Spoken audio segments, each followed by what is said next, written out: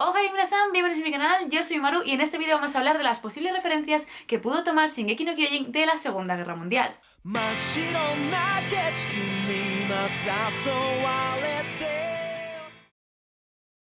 La verdad no pensaba que os interesara tanto este vídeo, pero en el anterior vídeo de Shingeki no Kyojin en el que hablamos del final del manga os dejé un comentario así fijado, así salvaje, para que los que vierais pues me diréis vuestro feedback y sí, aquí estamos. Así que si mirasen en este vídeo voy a comentaros y narraros diferentes hechos históricos que son totalmente comprobables en los que tal vez Isayama ha podido inspirarse a la hora de crear Shingeki no Kyojin. Y en concreto vamos a abordar todo lo que fue la Segunda Guerra Mundial junto con su posguerra, que en este caso es la Guerra Fría. De cara a spoilers, no os preocupéis, casi todo el vídeo, si ya lleváis el anime al día, lo que se ha estrenado hasta ahora, esta primera parte de la Final Season, si ya habéis visto todo esto, no os preocupéis, estáis exentos de spoilers en casi todo el vídeo, menos en una pequeñita parte al final que ya os avisaré, no os preocupéis. Ver el vídeo con calma y cuando lleguen los spoilers, ya que tengo que comparar algunas cosas con el final del manga, pues os avisaré. Por cierto, muy probablemente este vídeo esté ultra mega desmonetizado porque vamos a hablar de temas delicados, un montón de palabras que a YouTube no le gustan demasiado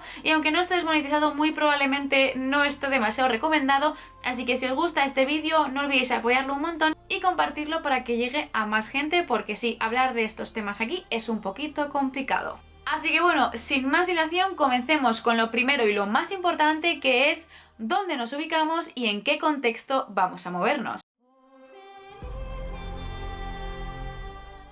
En el contexto histórico en el que nos vamos a mover en este vídeo data de 1939 hasta 1991, por lo que abarcaremos tanto la Segunda Guerra Mundial como la Guerra Fría, que es básicamente la posguerra y la consecuencia básicamente de cómo terminó la primera. Además, en este caso es muy importante saber en qué punto de la guerra y en qué punto geográfico vamos a analizar las cosas. Por un lado tenemos toda la parte que ocurrió en el territorio, llamémoslo europeo, donde evidentemente está Alemania, en concreto la Alemania nazi, y también tenemos por otro lado lo que pasó con Estados Unidos y con Japón. Porque si no lo sabéis, Japón sufrió muchísimo en esta Segunda Guerra Mundial, es una época muy oscura de la historia japonesa y en muchas obras japonesas podemos ver justamente referencia a esto, a este momento, a todo lo que vivió Japón en la Segunda Guerra Mundial, pues lo podemos ver tanto en anime, manga, novelas, películas y en un montón de cosas más. Así que es clave también analizar el papel que tuvo y que vivió Japón en todo esto. Así que ahora sí que sí, empecemos con toda esta comparativa con la isla.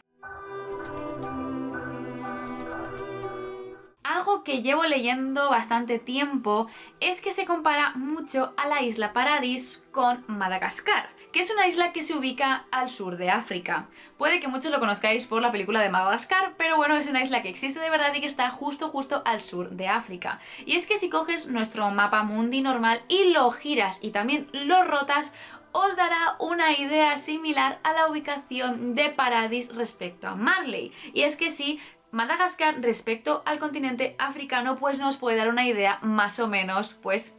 de evidentemente Paradis. Y es que, ¿qué pasa con la isla Madagascar? Pues que tiene bastantes cosas interesantes en nuestra historia. Lo primero, que es una isla que se coloca en un sitio estratégico bastante importante, ya os digo, justo en la parte inferior del continente africano. También se sabe que hace un tiempo se planteó el hecho de crear una cárcel en Madagascar, como bien digo, por su ubicación tan estratégica que tiene, pues se planteó el hecho de crear una cárcel dentro de la isla. Y en este caso nos vamos a centrar en un plan que surgió en la Alemania nazi. No lo creó Hitler, sino que uno de sus, digamos, de las personas que trabajaban para él, idearon un plan de llevar a todos los judíos de Europa a la isla Madagascar, creando prácticamente un gueto gigante en esa isla y dejando Europa limpio de judíos. Es un plan que al final no se terminó de llevar a cabo, pero sí que se empezaron las labores como tal. Pero es un plan que surgió, que está ahí, que no es demasiado conocido, pero podemos destacar en este caso ese concepto de llevarse a un grupo de personas a aislarlas en una isla.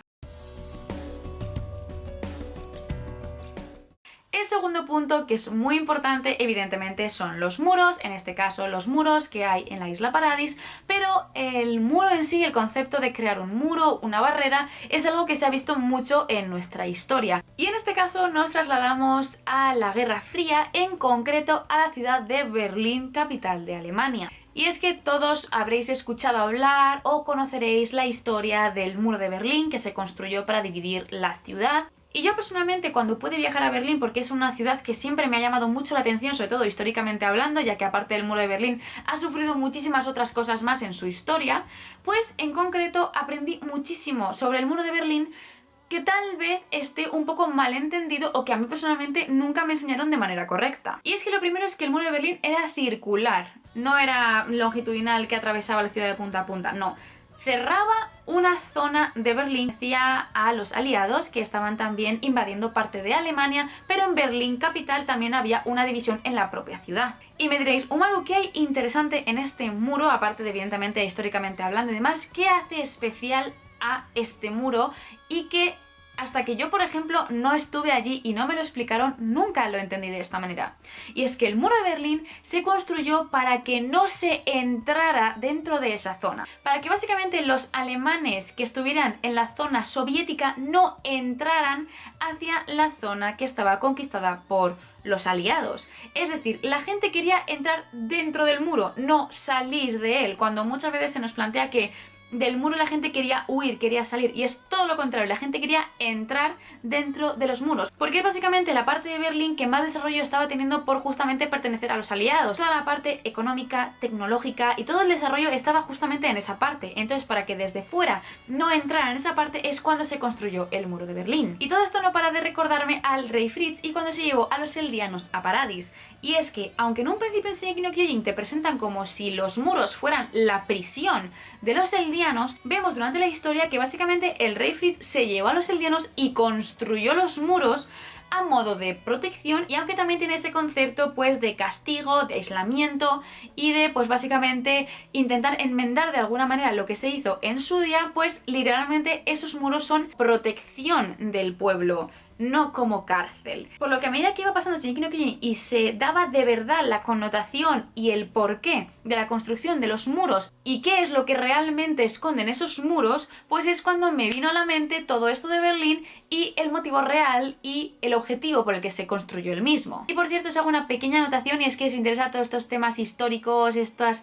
curiosidades y conocer un poco más allá de la historia de cada país, pues os aconsejaría viajar a Berlín porque seguro que os parece súper interesante. Vamos a uno de los puntos fuertes de esta comparativa y es básicamente analizar Marley. Y es que sin duda desde el minuto 1 en el que se presentó todo esto, básicamente todo este pueblo, su ideología, cómo funciona y todo ello, me recordó directamente a la Alemania nazi. Y no solo por una cosa, sino por un montón que ahora os voy a enumerar. Lo primero de todo, aunque no es demasiado claro, a mí los uniformes que llevan los soldados me recuerdan muchísimo a los uniformes alemanes, empezando por las bandas de colores, el tipo de cascos y también por las botas que llevan hasta las rodillas. Además hay parte de armamento que también me recuerda muchísimo a aquella época, pero es un poquito rebuscado, así que quedémonos un poco con los uniformes. Como os digo, las bandas es algo muy importante en Marley porque también se utilizan para clasificar a las personas, y es básicamente para diferenciar a los eldianos, a los marleyanos honorarios y poseedores de titanes y todo ello. Pero sí, tenemos 3 bandas que utilizan para clasificar a las personas dentro de Marley, y esto evidentemente me recuerda muchísimo, uno, a las bandas rojas con esvástica que llevaban los nazis, y por otro lado también a los parches que utilizaban para clasificar a las personas, si eran por un lado judías con un parche en forma de estrella y diferentes símbolos que se fueron desarrollando para clasificar a las personas en los campos. Sí que es verdad que en los campos se hizo una cantidad enorme de simbología, pero evidentemente siempre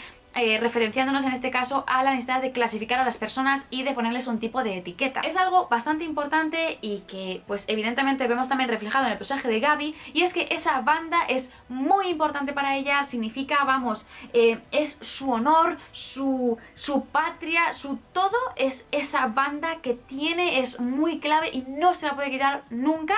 Ese tipo de actitudes hacia ese símbolo, esa clasificación, ese todo es muy importante y se ve varias veces en la historia. Y en la parte final vemos una vez más esa clasificación dentro de Shinganshina con los pañuelos, ya sea blanco, rojo o negro, para las diferentes personas, ya sean jagueristas o los que se clasifican con los que vivieron este vino especial. Y es que sí, una vez más hacen ese uso de clasificación para hacer diferentes, digamos, rangos o diferentes situaciones en cada caso. Y es que evidentemente en todo esto hacemos siempre referencia a esa raza aria, a esa raza superior que está por encima de todas aquellas que están clasificadas, que están por debajo de ellos, que necesitan estar en diferentes rangos para saber pues qué derechos tienen y qué derechos no tienen. Y es que también, hilando una vez más esta parte de la clasificación con otro tema que también es muy importante dentro de Marley y que podemos comparar evidentemente con nuestra historia reciente, es que esas bandas clasificaban a las personas y en las zonas que podían estar y en las zonas que no. Lo vemos en el caso de Zeke cuando es pequeñito y está con sus padres y pues tienen permiso para estar en diferentes zonas, pero les miran mal, les tiran agua y les dicen que no pueden estar allí. Y esto me recordó muchísimo a la creación de los guetos judíos en las ciudades, y es básicamente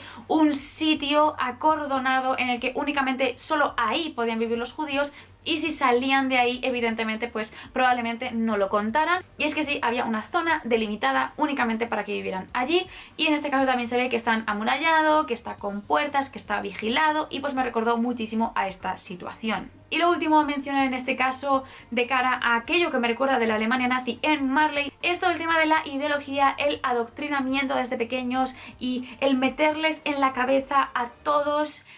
qué está bien, qué no está bien, incluso inventarse la propia historia, inventarse diferentes acontecimientos siempre para ensalzar a esa raza aria, para siempre ser mejor y para demostrar que aquello que hacen está justificado porque ellos son mejores, porque ellos siempre están por encima y por todo ello. Toda esta parte de Marley, todo lo que os he mencionado me recuerda mucho a la Alemania nazi. Ahora sí, alerta para todos aquellos que no habéis leído el manga hasta el final, hasta el ultimísimo capítulo. Os aconsejo que dejéis el vídeo hasta aquí porque vamos a comentar dos cosas, dos partes que evidentemente comparo sin duda con nuestra historia reciente, pero siento que podría ser spoiler para aquellos que no han leído el manga. Así que por favor, si no queréis saber absolutamente nada, dejad el vídeo aquí y volved cuando terminéis de leer el manga.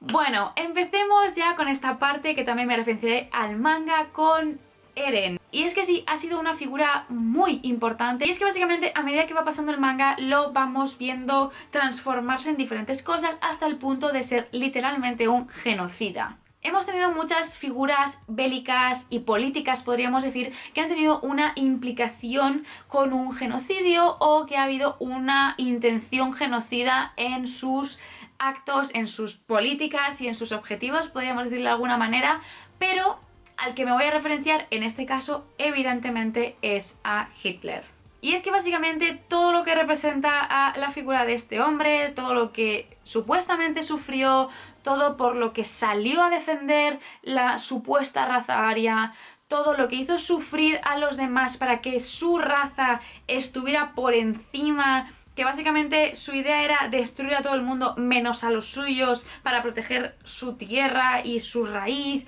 y todo. Todo eso me recuerda mucho evidentemente a lo que simboliza la figura de Eren. Y otra cosa que podríamos decir que es como un medio apartado es su legado. El legado en este caso que dejó Hitler y que evidentemente deja Eren en la historia, que es básicamente ese mensaje, lo mucho que cala en las demás personas aunque esa figura principal ya no esté. Sí que es verdad que Alemania es de esos países que persiguen muchísimo estas ideologías y que no permiten que vuelvan a salir a flote de ninguna manera, pero sí que me recuerda muchísimo toda la repercusión que tuvo Hitler incluso después a lo que pasa cuando Eren ya no está. El ejército que se crea, cómo responden los eldianos, cómo quieren estar ahí fuertes para esperar a la reprimenda del resto de países. Sí que en el caso de Alemania es un poco diferente porque quedó prácticamente destruida e invadida por otros países, pero en el caso de lo que ocurre en Shingeki no Kyojin me recuerda muchísimo a otros casos que hemos visto de destruyo todo y luego me armo para ver qué pasa y para estar listo para que todo el mundo, pues, si viene a darme reprimendas, ya estar preparado para que vengan. Ya os digo que todo eso me hizo pensar mucho en este caso también.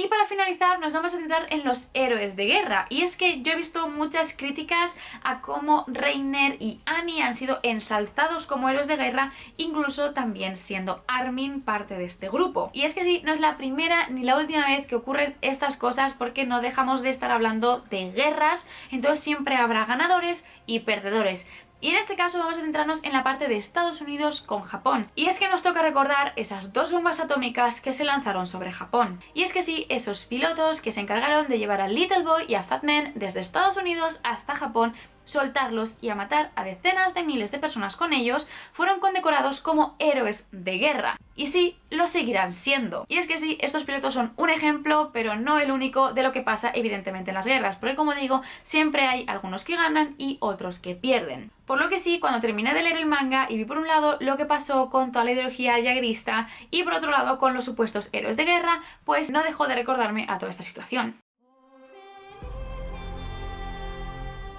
Así que bueno, mirad, esto es todo lo que tenía para compararos, y es que como os he dicho muchas veces, tanto analizando el manga como analizando el anime, siento que todo esto es utilizado también como una metáfora e incluso como una crítica hacia el ser humano como tal. Y es que da igual cuántas guerras se libren, da igual qué pase, que siempre la actitud va a ser la misma, que siempre va a haber vencedores, que siempre va a haber perdedores, que siempre va a haber héroes de guerra, personas perjudicadas, personas que se radicalicen y también aquellas pues que decidan no seguir por ese rumbo. Y es muy importante pararse y conocer un poco nuestra historia para intentar no cometer los mismos errores. Y es que para mí, ya os digo que Shingeki no Kyojin utiliza todo esto como una crítica hacia nuestra propia sociedad. Me parece muy interesante y tenía muchas ganas de compartir con vosotros mi punto de vista y todas las referencias que iba viendo poco a poco a medida que iba disfrutando de la obra. Evidentemente, estos son comparativas y suposiciones, nunca sabemos al 100% en qué se ha basado Isayama, a no ser que él lo diga textualmente, pero personalmente sí que he visto muchas similitudes, me ha recordado un montón y como buena fan de la historia que soy, pues no podía no compartir esto con vosotros. Así que bueno, como os he comentado al principio del vídeo, estos temas son algo delicados para YouTube y si no está desmonetizado probablemente no se comparta demasiado, así que si os ha gustado el vídeo, si os ha parecido interesante, no olvidéis darme un likecito y también compartirlo con aquellos que penséis que les parece interesante, pues para que también lo vean y para que compartan su opinión al respecto. Yo personalmente he disfrutado muchísimo haciendo este vídeo. Me apasiona, no lo puedo evitar y quería compartir como siempre en mi canal mi ansia con vosotros y espero que de verdad os haya parecido interesante todo este análisis sobre Shingeki más allá de la historia. Y bueno, pues veremos en un futuro si hay otro anime que pueda comparar históricamente con nuestra historia real, valga de redundancia, pues ojalá os guste y pues a ver si lo puedo hacer en otra ocasión. Y bueno, por mi parte ya nada más, llevo grabando muchísimo tiempo, pero para estos vídeos merece mucho la pena. Y bueno, si os ha gustado y si queréis apoyar mi canal, mi contenido y todo lo que hago, activamente tenéis la opción de miembros del canal siempre aquí abajito, al lado del botoncito de suscribirse tenéis unirse, donde tenéis toda la información sobre esta membresía y sobre las diferentes categorías de la misma. Y bueno, ahora sí que sí, si os ha gustado el vídeo, no olvidéis darme un like, suscribiros si no lo habéis hecho y nos vemos muy prontito en un nuevo vídeo. ¡Mi!